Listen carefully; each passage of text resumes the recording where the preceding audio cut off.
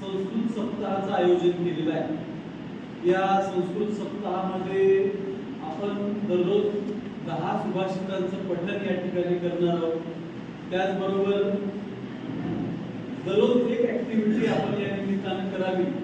या अनुषंगानं आपण एक दिवस प्राचार्य उपप्राचार्य यांचा संवाद संस्कृतातून, एक दिवस कार्यालयीन जे कामकाज आहे ते कसं चालतं ते संस्कृतातून, एके दिवशी विद्यार्थी आणि प्राध्यापक संवाद, एके दिवशी ग्रंथालयामध्ये आपण जाऊन पुस्तकाच्या बाबतीमध्ये आपण विद्यार्थी आणि ग्रंथपाल आणि संस्कृत विभागातील प्राध्यापक ही सगळेजण जाऊन त्याची चर्चा करणार आहेत आणि काही रील्स आपण या निमित्तानं करण्याचं ठरवलेलं आहे।